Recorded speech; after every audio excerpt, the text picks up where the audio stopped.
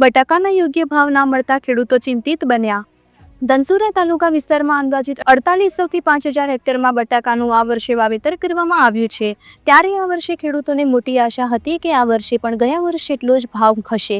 તે અનુસંધાને આ વર્ષે એક મણનો ભાવ ખેડૂતે જણાવ્યું અનુસાર આશરે 150 રૂપિયાથી લઈને 170 રૂપિયા ભાવ છે, જે ગયા વર્ષ કરતાં પણ ઓછો ભાવ મળતા ખેડૂતને પડ્યા પર પાટું માર્યા જેવી સ્થિતિ સર્જાઈ છે। 1 વીઘા જમીનમાં વાવેતરનો ખર્ચો અંદાજિત 45000 થી 50000 સુધી થઈ રહ્યો છે। ખેતરમાંથી બટાકા કાઢવાના સમયે જ ભાવ ના મળતા ખેડૂતો ચિંતિત બન્યા છે। આ વર્ષે રાસાયણિક ખાતર, દવાઓ, મજૂરી ખર્ચો પણ ગયા વર્ષ કરતાં મોંઘા થયા છે।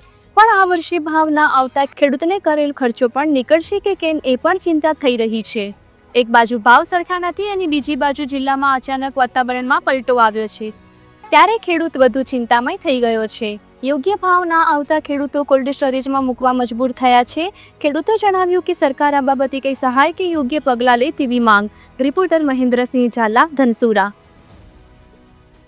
આમ બટાકાનું વાવેતર જોઈએ તો બટાકાનું વાવેતરમાં ગયા વર્ષ કરતા આ સાલ ભાવ ઘણો ઓછો છે। ગયા વર્ષે 250 થી 270 હતો, તેની સરખામણીએ આ સાલ ભાવ 150 થી 160 છે ને ખેડૂતોને ફર્ટિલાઇઝર, દવાઓ તેમજ મજૂરી ખર્ચો વધ્યો છે। સામે પ્રોડક્શન જોઈએ તો તેટલું જ આવ્યું છે ગયા વર્ષ જેટલું, પણ ભાવમાં ઘણો ઘટાડો હોવાથી ખેડૂતોને પોસાય એમ નથી અને આમાં કંઈક સરકાર વિચારે ખેડૂતો માટે તો સારું।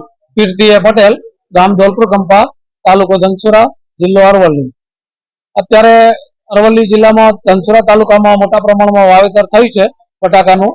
એલઆર છે વેરાયટી અને સાંતાના વેરાયટીનું વાવેતર થયું છે। અત્યારે હાર્વેસ્ટિંગનો સમય થયો છે એટલે બટાકા કાઢવાનું પણ ચાલુ થઈ ગયું છે।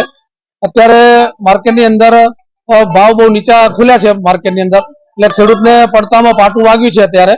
અને ગયા વર્ષે વધારો થયો છે, એની સામે ભાવ નથી મળી રહ્યા, એટલે ખેડૂતોને બહુ મોટું નુકસાન છે। એની સામે કુદરત પણ અત્યારે વાદળછાયું વાતાવરણ થયું છે, એની અંદર વાદળ થાય છે, છાંટા પડે છે। જો એ વધારે નુકસાન કરશે તો ખેડૂતને પડતામાં પાટું વાગશે, એટલે ખેડૂતોને બધી બાજુથી અત્યારે તકલીફ છે। એટલે એની અંદર સરકાર કંઈક કરે તો બહુ સારું હોય। અત્યારે ગઈ સાલના લેવલમાં ભલે 5-10 રૂપિયા આગા પાછી રહે, પણ ગઈ સાલના લેવલમાં ભાવ મળે તો ખેડૂતને કંઈક મળે એવી પેલી આશા છે।